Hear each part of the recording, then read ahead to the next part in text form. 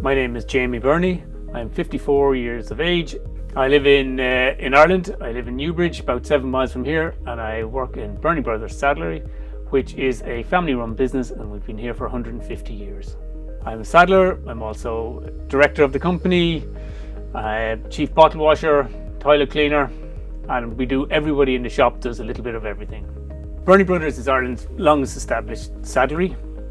We manufacture saddles and all equestrian leatherwork and have done for 5 generations.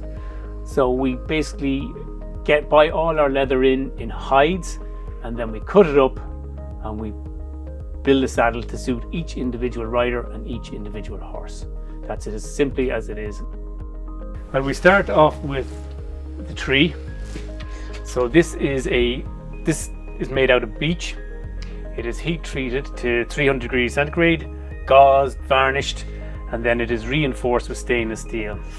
There are also springs here which gives a bit of flexibility and allows the tree to flex when the rider is on and movement on it. Basically acts like a shock absorber.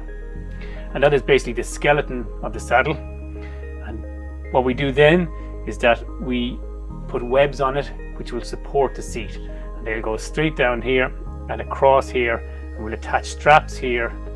And then on the top of that, then we put the seat. And we use an orthopedic memory foam seat.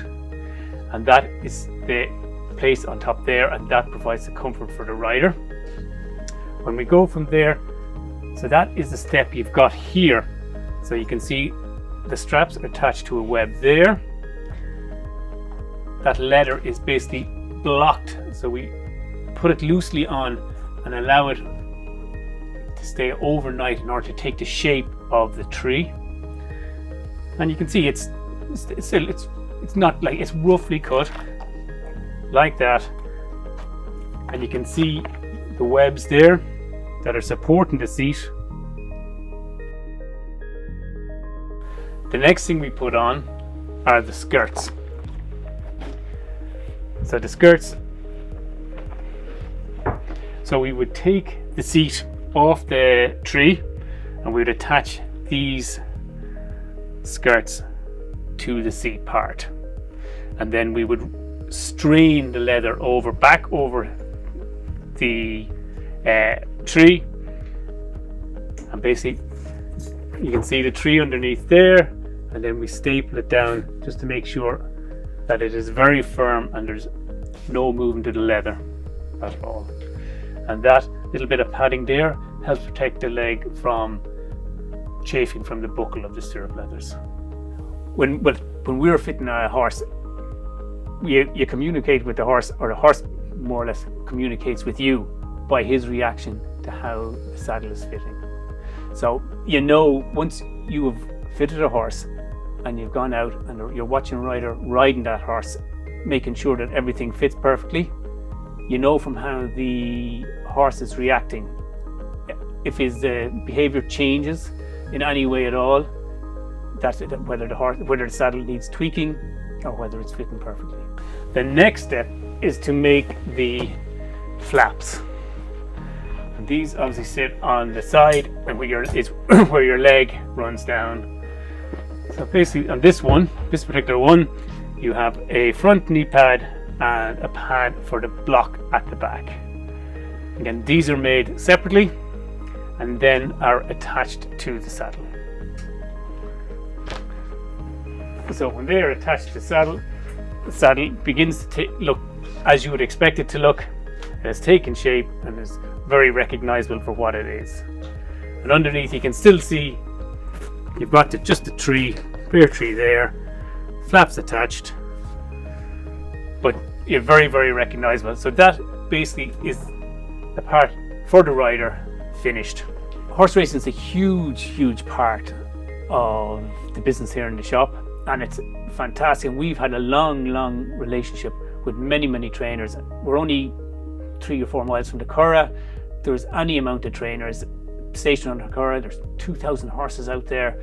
So all of us have gone to racing since we were children. And the Curragh race course is only 5 miles away. Punchestown is only 3 miles away. Even Leopardstown is only 30 miles away. There's race courses everywhere, all around us. You drive an hour in any direction, you're going to hit a few of them. And so since we were children, we were going racing.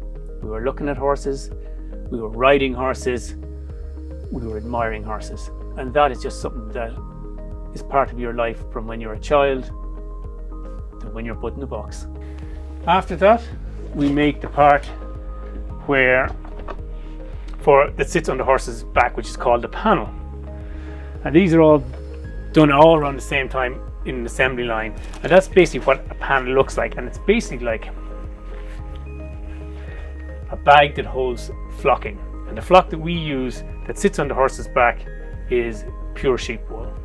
And the reason we use that is because we've tried everything and we keep on coming back to the original and best, which is sheep's wool, because it shapes so easily on the horse's back. When the heat goes through the saddle from the horse, it just molds the sheep's wool into the shape of the horse. And over 150 years, we have found nothing better, and we have tried everything. We all ride horses, and it's one of the big advantages we have over any other saddlery, because we understand what horses want, what they need, what fits a horse, how they fit a horse, if the horses are in discomfort, how to remedy any issues that arise.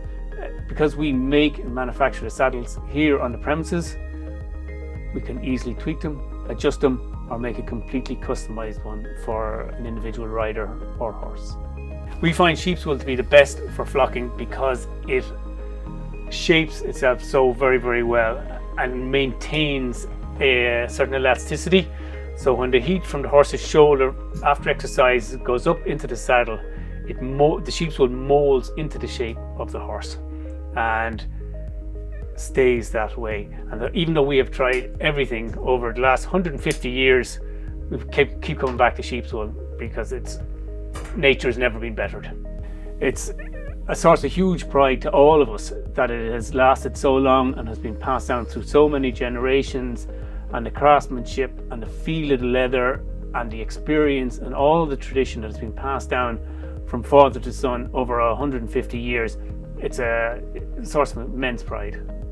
Once the panel is stitched into the saddle, then it's stuffed with sheep's wool, and we do that literally by a little slot here, and we just manipulate the wool into it using stuffing irons. So I'd literally just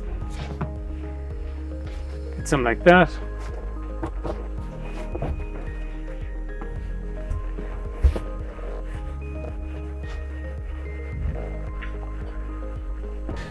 And the reason we have that slot in the side of the saddle is that if we have to adjust it for a specific horse or change it for a different horse, it's very easy to open up that slot again, take out the stuffing, restuff it, and make it suit a slightly different shaped horse. In order to keep horse racing alive in Ireland, it has to be promoted.